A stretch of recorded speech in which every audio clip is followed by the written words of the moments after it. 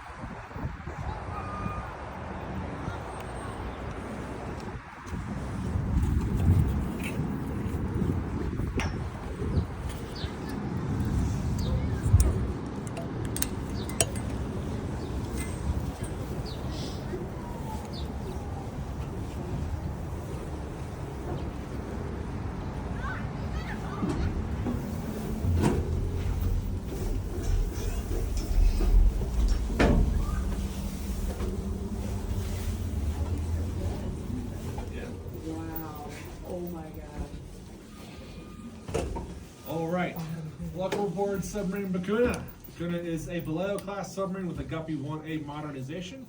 She was built in 1943 at Electric Boat Company up in Groton, Connecticut, commissioned in 1944. She had 5 war patrols during World War II, all of them in the Pacific against Imperial Japan. She earned 4 combat stars for her service and sunk 5.5 ships.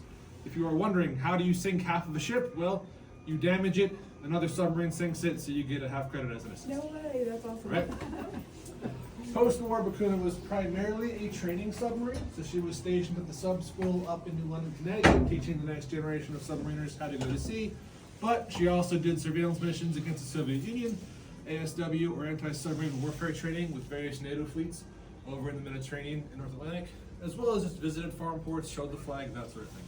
Becuna was decommissioned in 1969 after 25 years of continuous service, brought down here to the Philly Navy Yard to serve as part of the Atlantic Reserve Fleet. And then in 1976, she was towed here to Penn's Landing to become a museum as part of the city's bicentennial celebration for the signing of the Declaration of Independence. So that's the boat's history in a nutshell. Where we are currently standing is the forward torpedo room. There are 2 torpedo rooms aboard the boat, one here, one all the way at the other end. So if we get back there and I hear somebody go, oh, we went in a circle, I'm going to point and laugh at you because we went in a straight line. Right? Only difference between the 2 torpedo rooms. Up here we have 6 tubes, back aft there are only 4. I am going to save torpedo talk for back aft because I have a rule that I can show you guys. Whereas this one is cardboard. So we'll save the best for last. 2 things to note in here though before we move on. The first is this right here. This is our escape trunk. This is how we get the crew out of the submarine if we happen to sink in 100 feet of water or less. Key phrase there being 100 feet of water or less. If we're in the Pacific, are we in 100 feet of water? No, never. So, this is something that's not super practical if you think about it. During World War II, the U.S. submarine service had a 22% casualty rate, which was the highest of any American armed service during the war, and that is largely because for every submarine you lose, you were losing anywhere between 60 and 100 men, right? Now, for the sake of the tour, let's assume that we've managed to sink ourselves in 100 feet of water. And we want to use this to get the crew out. The first thing we are going to do is attach a ladder to this rung right here so the crew doesn't have to leapfrog up into the chamber. You can put 4 guys at a time up into this chamber or 3 guys on a life raft. Once the last guy is in, you close the hatch here and then you flood that chamber. Flooding the chamber equalizes pressure within to the sea pressure outside, which will allow them to push open that side door there and then swim out. The last guy out closes that door behind him, you drain the chamber, set 4 more guys up into it.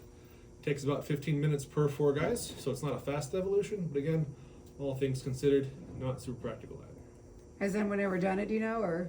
We have record of 1 boat using it. They used it at 180 feet. Of the 13 men who made the escape, 5 made it to the surface. Wow. Okay. And who picks them up after that? Whoever's We're in the closest. middle of the ocean, right? In our case, it was a Japanese destroyer. So Oh, wow. yeah. Oh, that's not good. that was Probably better to not that eat was it. the USS Tang. if Did they anybody's ever come familiar back? with Did that. they live? And They survived the war. Yeah. Wow, that's a great story. But they spent it in the remainder of it in a Japanese prison camp. If you read, the commanding officer actually has a book published. His name is Richard O'Kane or Dick O'Kane. His book is Clear the Bridge, and that book tells about his experience commanding Tang, going through that sinking event, and then spending the rest of the war in a prison camp. That'd be interesting. What's it called? Clear the Bridge. Clear the bridge. Right. Okay. My dad served on a couple diesel boats, and then he moved on to the nukes. Yeah, wow. So he did all That's this. cool. That's Yeah. amazing. Yeah. Wow. If you go up to the sub school either in New London or the base in Pearl Harbor, they have a tower that's used for training for sailors that Yep. use this. Oh, wow. So this has seen some serious action, this submarine. Yes and no. By the time Yeah. we got to the war, there wasn't much left to shoot at. Okay. Oh, yeah, because it's late, 44. Yeah. Yeah, gotcha. Okay. But there are certainly, if you visit Silversides in Muskegon, Michigan, she has quite a Okay. bit. She was in the war from, I think, from the beginning. Oh, wow. Just about. That's cool. So, Okay. so, yeah. Very That's cool. very Very cool. cool, Greg. Yeah. Love it. All right, second thing we want to talk about is this poster right here. Guys, notice on the poster there are 2 submarines. Both of those are the same submarine. Both of those are Becuna. The top image is what Becuna looked like when she was first built. We call that her World War II configuration. The bottom image is what she looks like today. The changes come as part of the Guppy Program. The Guppy Program was the Navy's attempt to improve our submarine submerged speed and endurance. Guppy stands for Greater Underwater Propulsion and Power. The Y is there for the sake of the acronym only. It doesn't actually stand for anything. But if you notice some of the physical changes, right? The bow has been rounded off, the deck guns have been removed, the periscopes and masts have been enclosed in what we call a sail. We also have the addition of a snorkel added, as well as internally, we received improved batteries and upgraded motors. The program was successful. As built, Becuna's maximum submerged speed was around 9 knots, which is roughly 12 miles an hour. Post-conversion, that jumped up to about 15. So the program was successful. The Guppy program is one of those technological stepping stones that gets you from World War II submarine to modern nuclear submarine. Any questions? So this was a nuclear submarine? No, we were not. Oh, we It's just, were not. It's just Okay. kind of one of those, the evolution of science and technology to get to that point. I gotcha, okay. So for us, it was the study of hydrodynamics, streamlining, reducing drag, that eventually led to the teardrop hull that modern boats have. I gotcha. And now they have nuclear submarines? Yes, now submarines are we are diesel electric. Okay. All right. Originally designed for top speed on the surface, and now they're designed for top speed underwater. Yeah. more or less. And honestly, it's fascinating. I don't I'm a historian by trade. I don't know nearly enough of the engineering, but the way the hull design, the way the water flows around the hull, Yeah. it all depends on that. Yeah, interesting. All right, we're gonna go through a number of these hatches today. The easiest way to get through them, especially if you're vertically challenged like I am, put a leg through, sit on it like it's a saddle. Hang on, we're just gonna go through here. And then over going, yeah.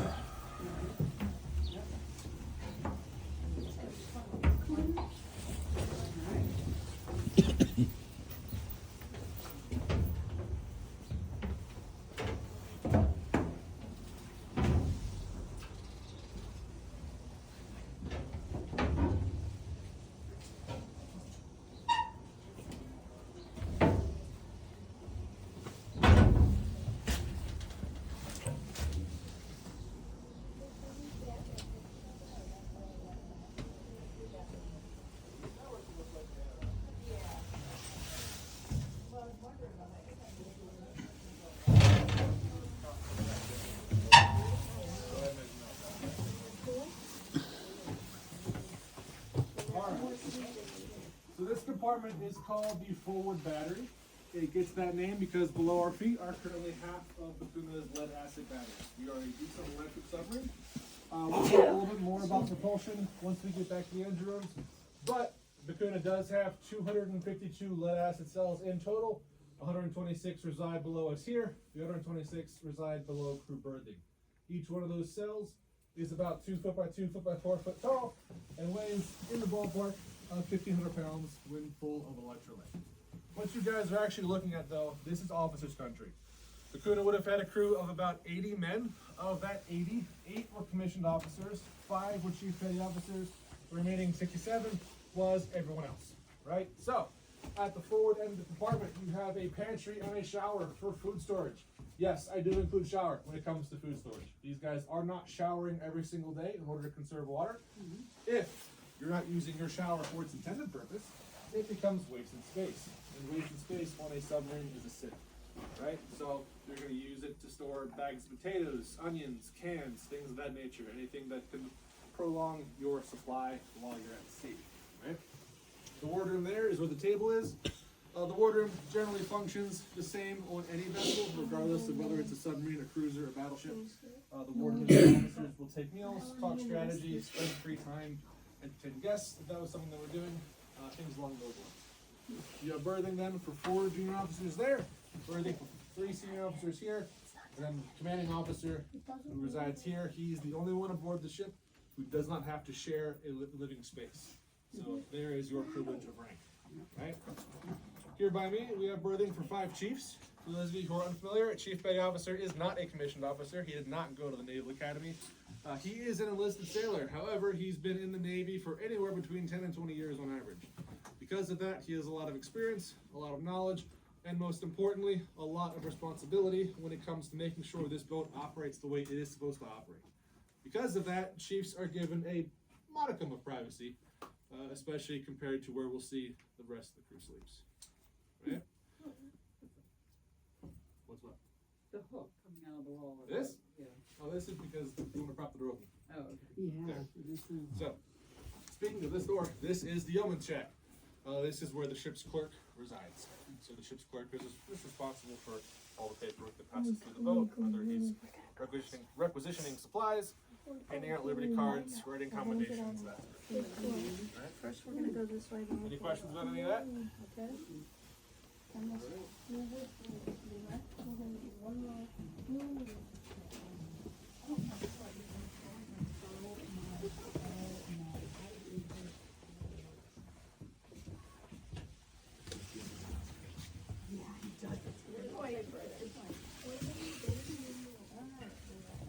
Are we almost at the end of this layout yet? Oh, we're getting to the point where there's gonna be a bunch of buttons and dials for you to push and turn. You can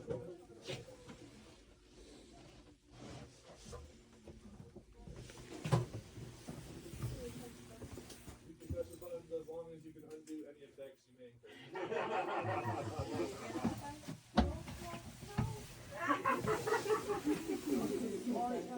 Yeah. Where's the torpedo? You can't even press it. That's right. You can't even move it. Yeah, it's stuck. Well, there's the steering wheel. See if you can turn those. Whoa! It does actually move it.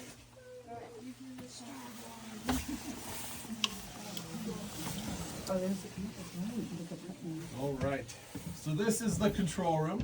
As the name might suggest to you, this is where we control the boat from, largely in terms of diving and surfacing. Wow. Everyone always wants to know where the periscopes are. Yeah. The periscopes are up the ladder here in the conning tower overhead. There are 2 periscopes up there, then a tack scope and an observation scope. The conning tower is where the commanding officer is going to be, or the officer of the deck, whoever has immediate control of the boat. So that is where orders are going to be issued from. So you guys can kind of think of the conning tower like the brain of the boat, right? The conning tower also possesses our main helm, so that is where we steer from, as well as our torpedo data computer, or TDC, which is our fire control system for our torpedo tubes. Down here, like I said, everything more or less has to do with diving and surfacing. If the conning tower is the brains of the boat, this is the heart. There are 5 major stations we can talk about. The first is kind of tucked away in the back corner over there. That is our trim manifold. Trim manifold allows us to pump water from one ballast tank to another to keep the boat level or trim as we're sailing along, right? So if the bow is a little heavier than the stern, the boat's kind of doing that.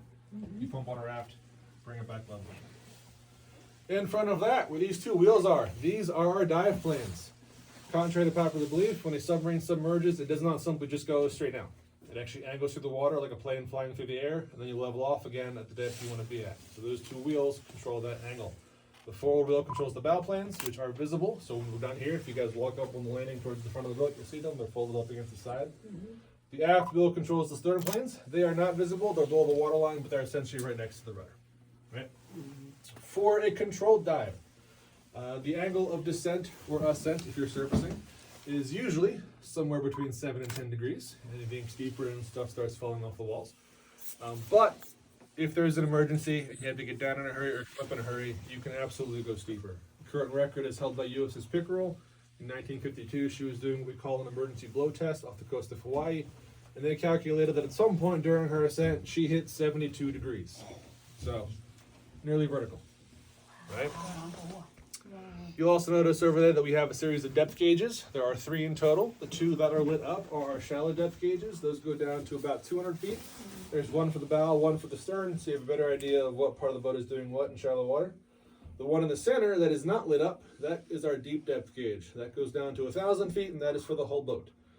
For Becuna, for below class submarines, our test depth, or standard operational depth, is about 400 feet. The Navy writes the warranty at 600. All right, and just for some visualization for you guys, the Hilton Hotel right over here, that is about 400 feet tall. So if you go to the bottom of that hotel and look up, that is the water column over you at test depth. Wow. All right. In front of that is our Christmas tree. So the technical term for that is hydraulic manifold. The slang term is Christmas tree because the lights on it are red and green. That's really all it pulls down to. Each set of those lights corresponds to a hatch or a hull opening somewhere on the boat. If the light is green, the hatch is closed. If it's red, it's open. When you dive, you want what's called a green board, because if you're submerging and something on there is red, that means something is flooding, and that's no good for any of us in here, right? You can control opening and closing those hatches by using the levers beneath the display there. Those use hydraulic pressure to do said opening or closing, which is why the technical term is hydraulic manifold, but the slang term is Christmas tree. Right? Yep. Coming around to the front of the compartment right about here, we have our auxiliary helm station. This is a navigational redundancy in case something happens to the conning tower. It either floods or for whatever reason becomes inoperable. The guys up there can drop down here. We can still steer the boat. So that orange wheel right there, the little one, that is our emergency steering wheel. Wow. How many people would you have down here? In this compartment at once, in the ballpark of 12 to 15. Wow. Interesting fact, Greg. The Wacky 1 right here. I worked on the Wacky 2 in the 90s on aircraft carriers. Yeah? It looked almost exactly like this, and that was one of the pieces of gear that I actually worked on. And this tells you the depth. Yeah? It does a ping down to the bottom of the ocean, and it records how deep you are. Yeah. I used to work on that piece of equipment, Kim. That's cool. It doesn't change much. It's built like a tank. It works. Yeah, it's mechanical, that's why. So this is from the 40s. The one I worked on was in the 90s. It was only a little bit different. Neat stuff. Because it isn't broken, don't fix it. I mean, they're built to withstand. Why are the lights red? So the lights are red. There's one reason. There's 2 conditions that we would use the red lights. Okay. So we've all had the experience, right? At night, you turn the lights out when you're getting ready to bed. You've had that experience where, like, for the first Yep. couple minutes, you can't see anything. Right?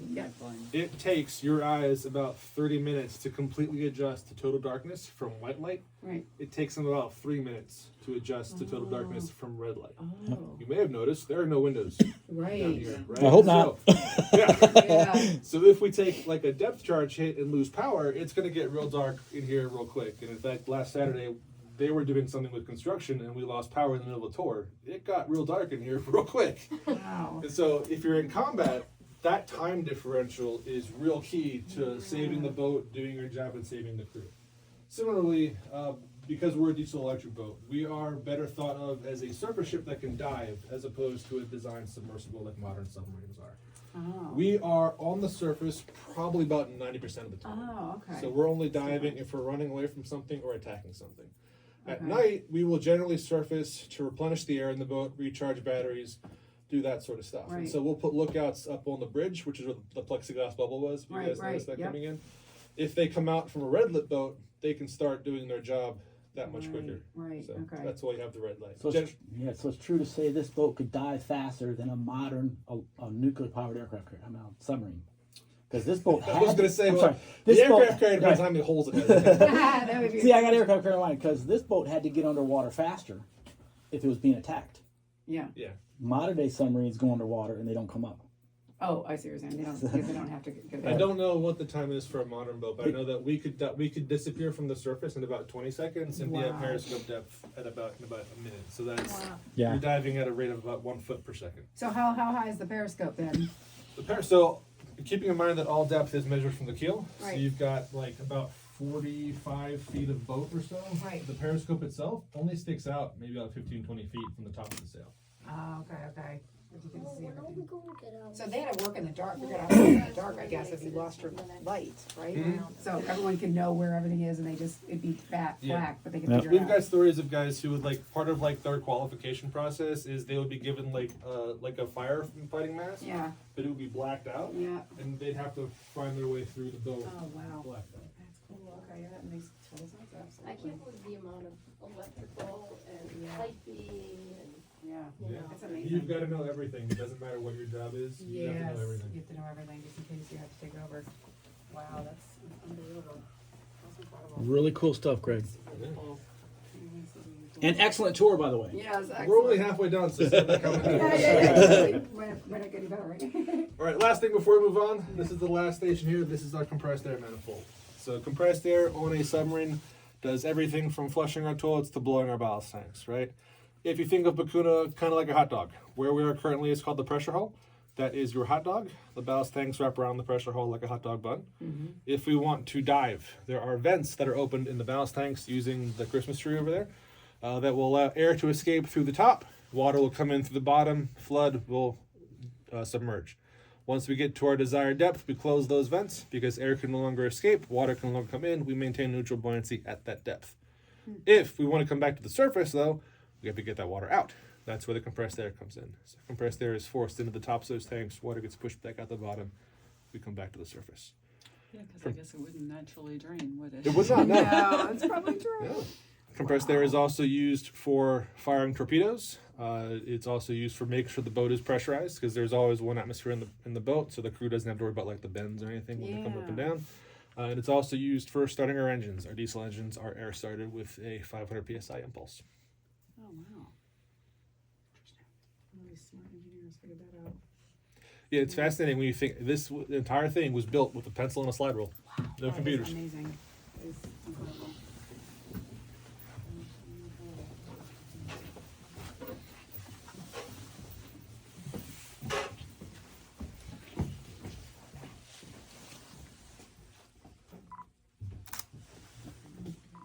Oh, wow, yeah, big one, wow.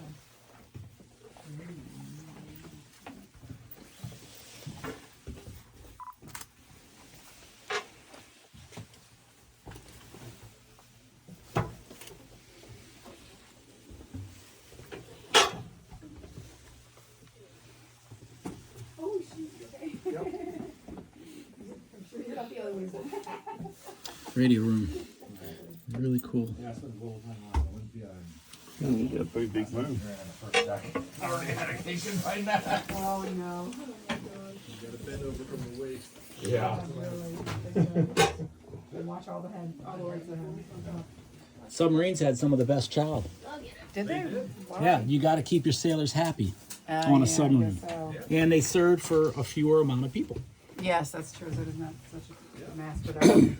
So this is the mess deck and the galley. The galley is where all the stainless steel is. That is the ship's kitchen. There are 3 cooks as part of the crew's crew, 1 for each watch, and they're going to serve at least 4 meals a day. So you have breakfast, lunch, dinner, and then what we call midnight rations or mid-rats.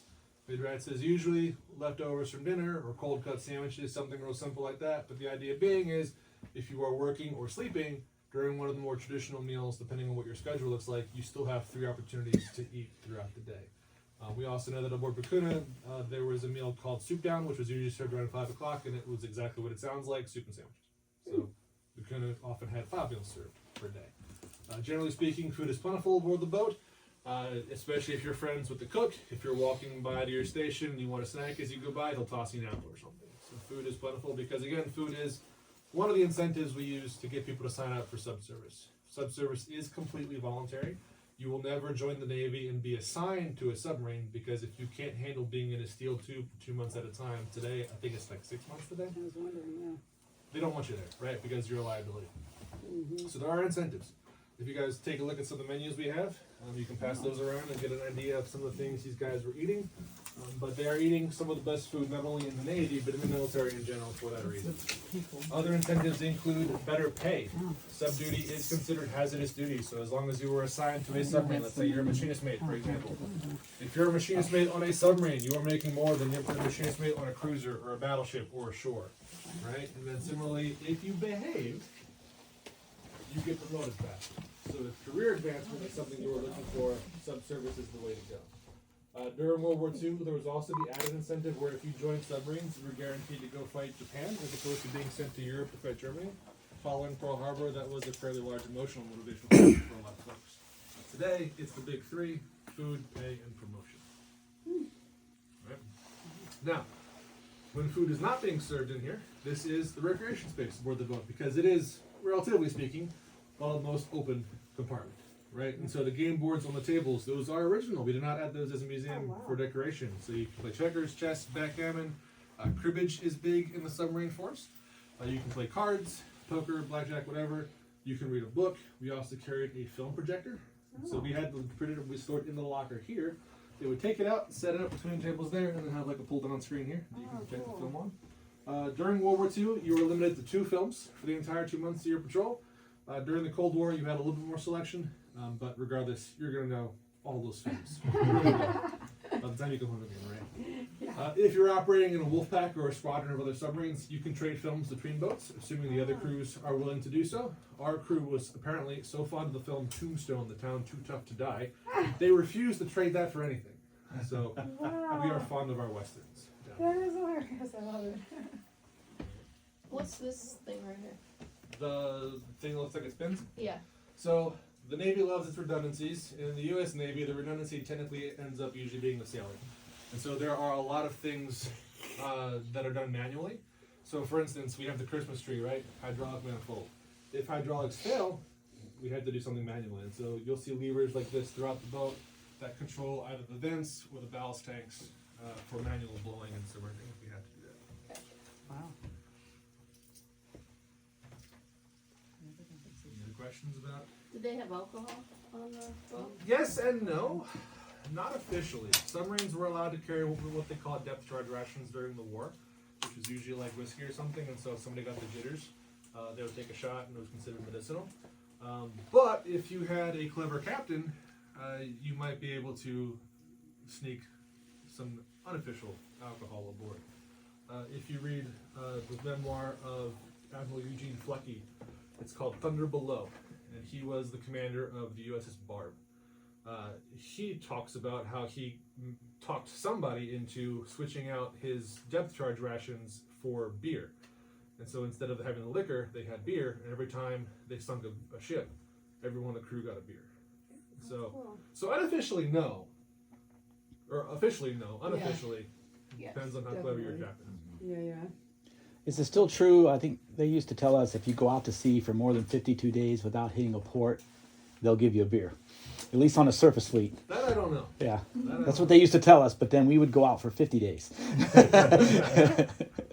No, we have a couple of photographs of, I think it's from Swordfish or Sailfish.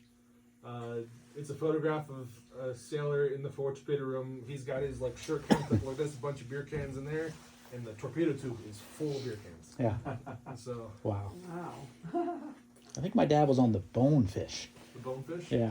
Yeah. One of the earlier ones. Yeah. Neat stuff. I guess the telephones around are just like emergencies, or what do they use? I mean, So these are sound powered phones. okay. So these are like the essential equivalent of like tying two cans together with a string Yeah. and keeping them. And so Okay. these are used for compartment to compartment Okay. communication, especially during emergencies, because they don't require power. Oh, okay. Do they ring? Yeah. So Okay. if you want to get somebody's attention, Yeah. you set the knob here, you turn this, and since whoever you've selected will hear a growl come out of here. Uh-huh. So these are called growlers, Okay. and they'll pick up and Oh, wow. do something. Cool. Interesting. Wow. Like if some emergency's going on, they're eating. You gotta get back to your station. It gets loud in here. It'll Yeah, get loud. I'll All bet. the machinery running. That's cool. It's kind of one of those things where, like, between the noise and the smell too, like you go nose blind or ear blind to things that you're accustomed to. So Yeah. after a while, you just kind of ignore it. Wow. Yeah, probably do. All right, come on here. Keep moving.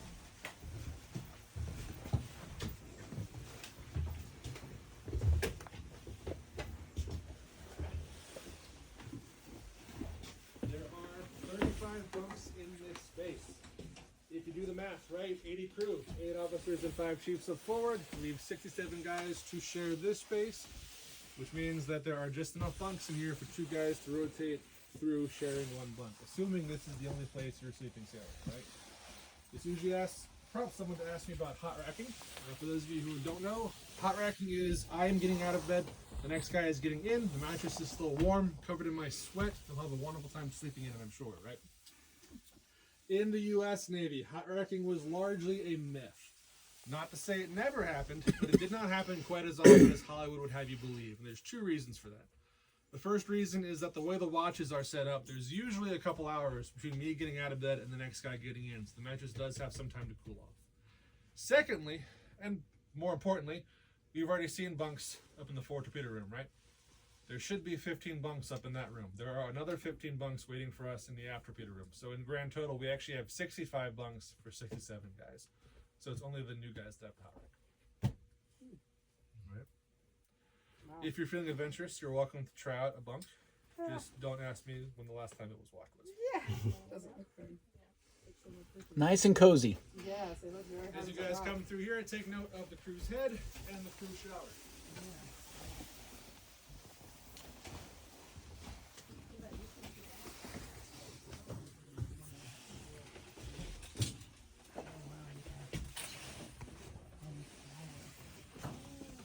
At least they had a door. Yeah, exactly.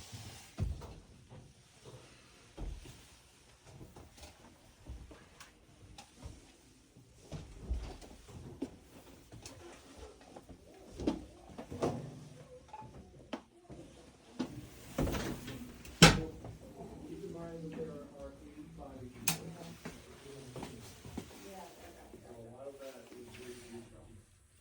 So there's a good cleaning and air conditioning capabilities, but it is nothing like what we would think of in modern sense. Right. The air conditioning is largely a dehumidifier. Yeah. It's intended to keep the boat from sweating so the electronics won't fry. The secondary effect of that is it does cool off a little bit, Okay. so the crew benefits that way. Got But it's not intended explicitly for the crew's comfort. it, okay. Similarly, there are heating elements. If you notice the water cooling pipes on the engines, it's a little bit easy to see in the next engine room, but you'll notice there's some dents in them.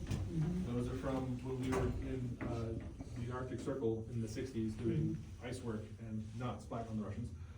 The crew would have to keep the water cooling pipes from accumulating ice by whacking them. And so the temperature in the boat is largely dependent on where in the world you are. If you're in the Pacific, it could be 90 degrees in the boat easily. Yeah. And if you're in the Pacific or in the North Atlantic, you're fighting ice below.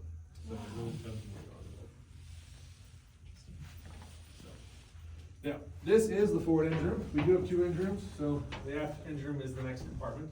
Both of them are more or less exactly the same. Both of them have 2 diesel engines and 2 electric generators. Our diesel engines are General Motors V16s, so they are 16-cylinder, provide 1,600 horsepower each, but they only have 3 settings: start, run, and stop, because the engines themselves don't actually control the speed of the boat, right? They are here solely to provide power to our generators. It is then the electricity coming off the generators that will be sent to our motors for propulsion or to our batteries for charging for submerged operations. So, kind of like your first cruise, right? The only difference between the 2 engine rooms is that here against the forward bulkhead, we have 2 evaporator units, or desalinator units.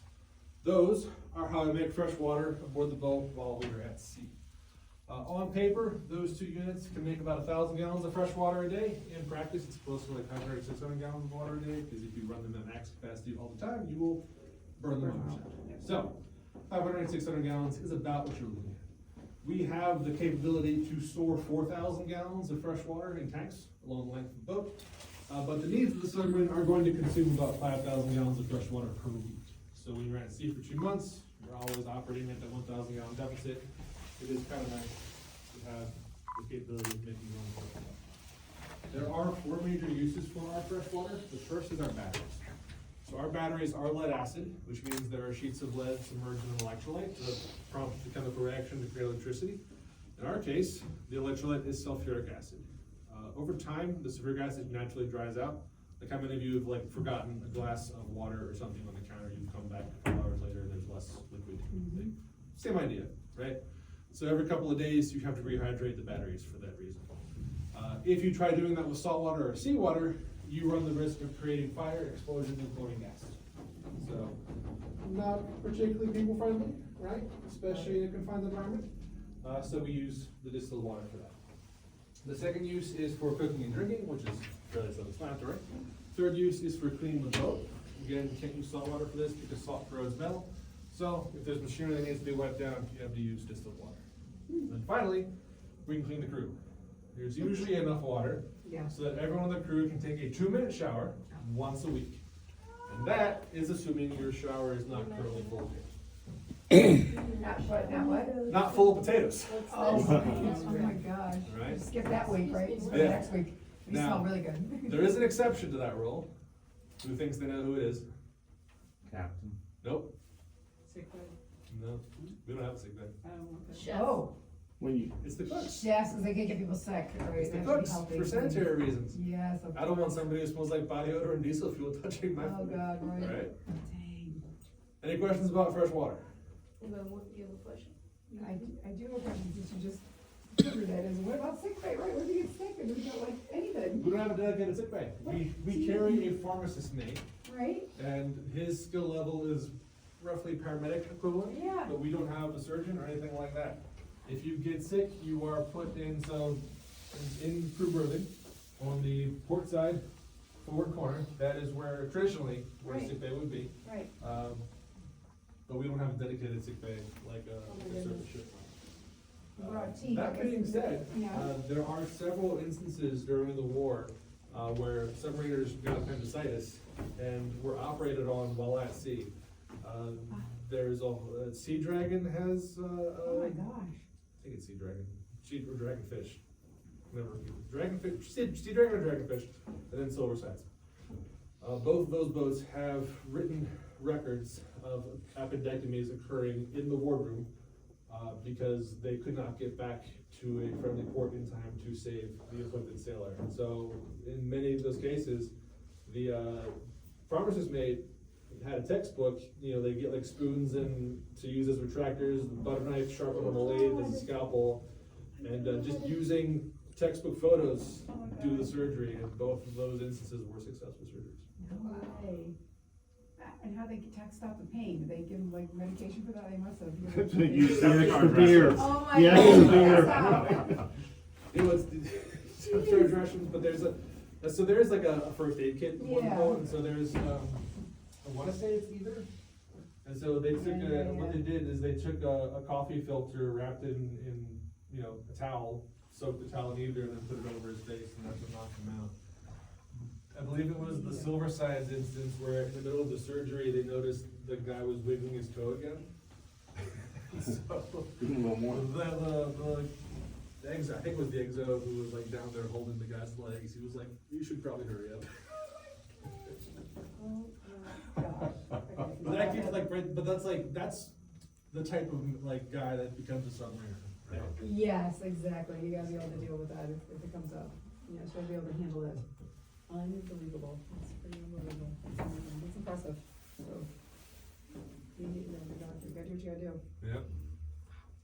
Okay. You guys have any questions about main propulsion part 1? This is the first half of the propulsion system. Alright. Next stop is propulsion part 2.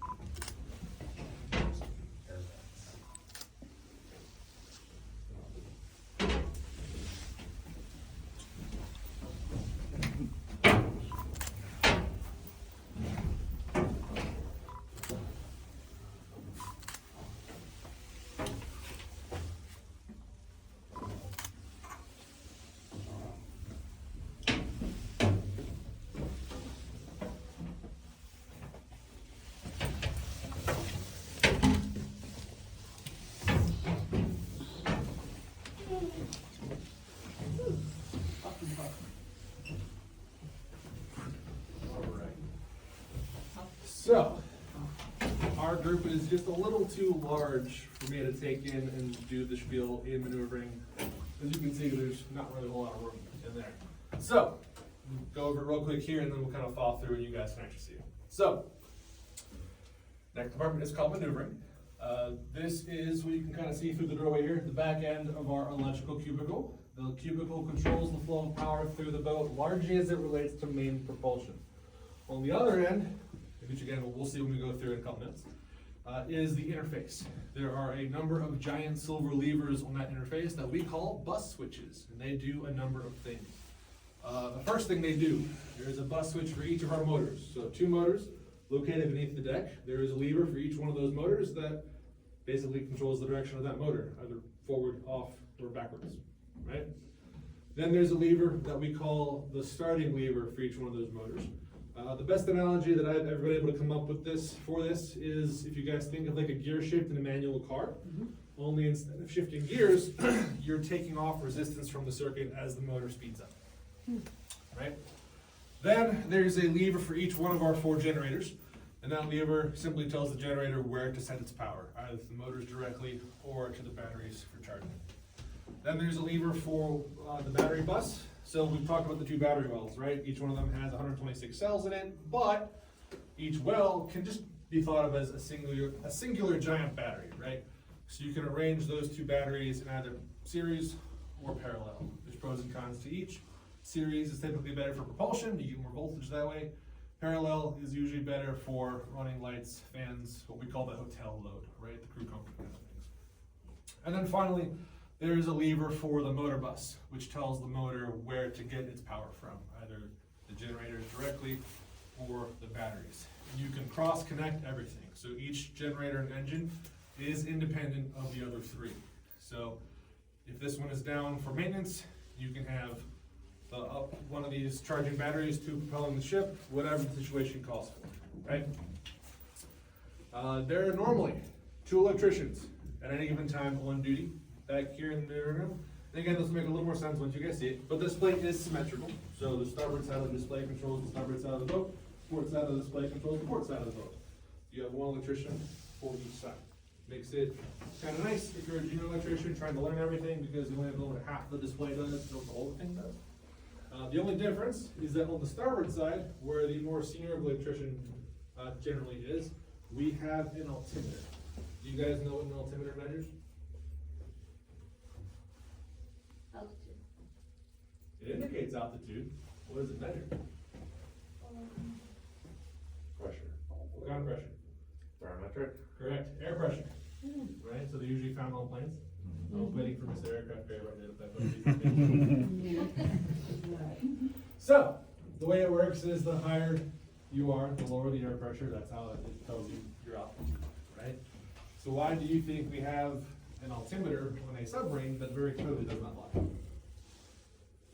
You measure air pressure to make sure that you're not collapsing yourself. I mean, don't you have to equalize it in some manner? Yes and no. So the air pressure in the boat is not what keeps us from collapsing. That's built into the Yeah, okay. The air pressure in the boat is what we're measuring though. Do you guys remember way back in the beginning of the tour, when I was talking about Guppy upgrades, I mentioned that we had a snorkel installed. How many of you have been snorkeling? So you know what a snorkel is. It allows us to dive down to about 60 feet. We raise that snorkel above the surface, and we can bring fresh air into the submarine, primarily for the purpose of running our diesel engines while we are submerged. Have you ever gotten water down your snorkel? Yeah. Did you enjoy that experience? Submarines don't like it either, right? And so Yeah. there is a valve on top of the snorkel mast that is designed to snap shut whenever a wave passes over to keep water from coming down the snorkel and flooding our engines. Every time that valve snaps shut, everyone's ears are gonna pop, right? Now, if that valve gets stuck shut, are any of us gonna know? Probably not. Probably not, right? Because we can't look through the pressure hull plus 60 feet of water and say, hey, there's something wrong up there. So, with the engines running, air is going to continue to be consumed, particularly oxygen, is going to be consumed out of the boat. Who else needs oxygen in the boat? All of us, Yeah. right? Of course. So, if your electrician on duty sees that altimeter needle jump, because again, it'll jump whenever that valve closes. But if it jumps and it continues to climb, he will know there's a problem with the valve. He will shut the engines off and divert the battery power so the crew does not suffocate. Make sense? Yes. All right, any questions? I didn't pay attention. You got Huff and Puff here. What were the other two motor names? Grunt and groan. Okay. The caveat with our names is I'm not sure if they're historically accurate. I am 90% sure the engines are currently the wrong color.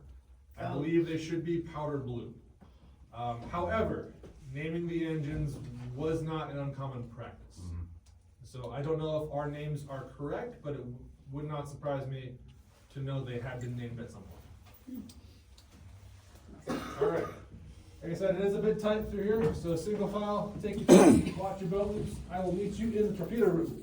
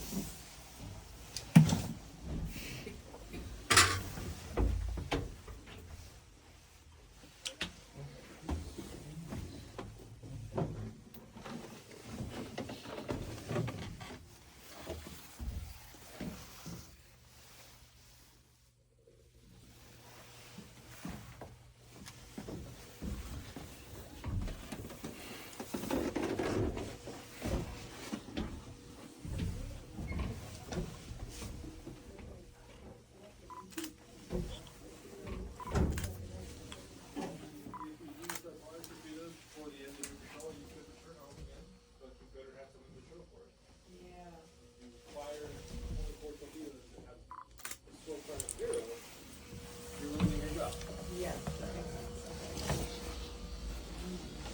Probably not a bigger target. Ideally, you would watch. So the way that the U.S. kind of required subs to verify targets is to watch it sink. Wow. Obviously not practicable in every situation. Right. So sometimes you had to rely on sonar, listening to the ship as it sank. Other times you don't get the opportunity to verify yourself, so you have to rely on intelligence. In some cases you don't even have that. So Right.